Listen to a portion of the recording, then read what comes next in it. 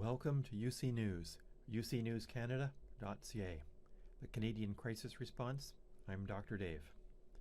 A massive crime wave, driven by sociopathic income extremists working illegally within the Canadian government, is creating a social care crisis that is ripping apart the lives of seniors and driving an entire generation of young Canadians into economic, social, and ecologic conditions they are unlikely to survive. Seniors on fixed income can no longer afford food, and there is no plan to grow food. Income extremists seeking massive income without labor have taken their grocery money. There being a direct causal relation to seniors, directly tied to criminal code violations, human rights abuses, and explicit plans to overthrow the Canadian government. Sociopaths have removed all caring social structures from city halls across the country, rejecting the justice system and the Canadian Constitution Act, and replacing it with the working mechanisms of an authoritarian state in which citizens have no say about their lives and future.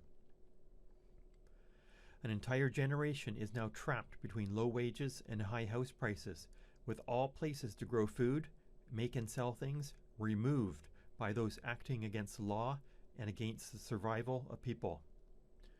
The purpose of removing all possibilities of self-sustenance or entry into the market is to create a human supply chain of desperate workers to banks and businesses aiming for complete control of every essential human need.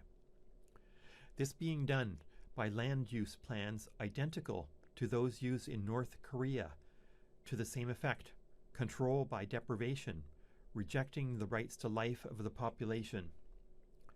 Farms and farmlands are destroyed because the productivity of land is limited, as is the amount of work one person can do in a day.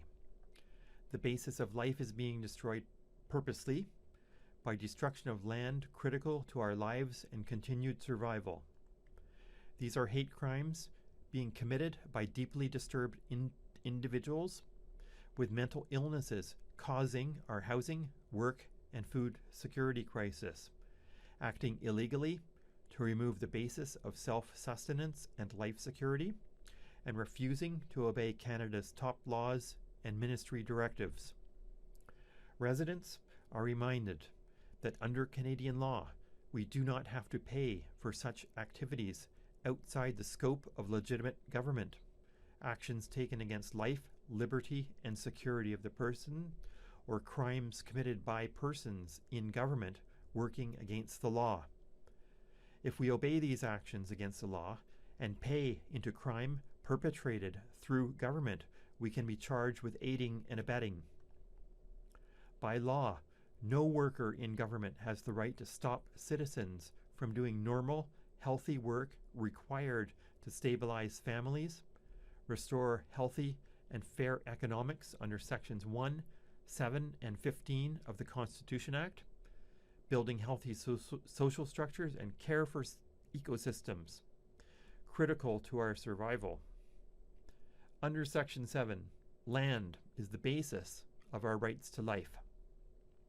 We have the full authority, right, and freedom to create new green jobs for youth, create systems of social security, food security, and care for seniors, and do the work needed to ensure a fair and sustainable future for each new generation of Canadian kids.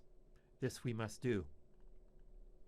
The entire lower one-third of the United States has now lost agricultural productivity. The wells that once watered corn have now run dry permanently. California can no longer produce the food we need, and agriculture must shift north. We must respond with plans to grow food, with full citizen engagement in food security, with green job creation for youth and care for seniors.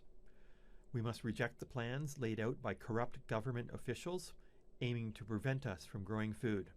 These are sociopaths illegally operating against the law to stop people from attaining caring self-sustenance.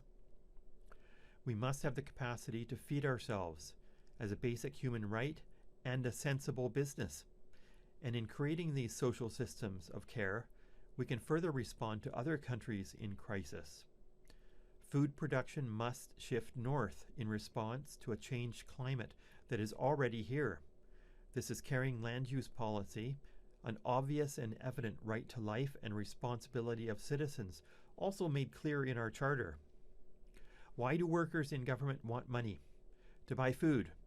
It makes no sense to cripple our capacity to grow food. It makes great sense to act as caring parents, investing directly in the lives of this generation of young Canadians, getting them set up in life and business. Small business also makes life affordable. Small cabins, insulated prospector tents, both these give debt freedom very quickly.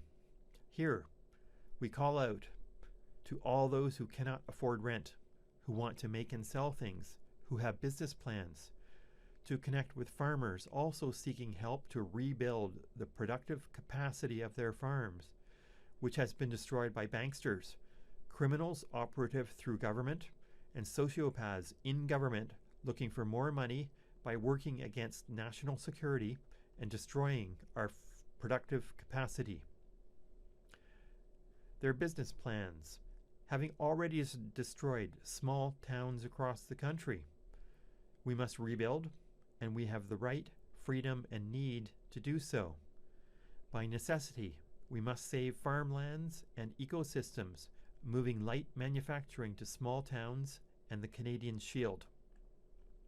This we must do, and we must act now before the lives of this generation are permanently destroyed by those working in hate against our children.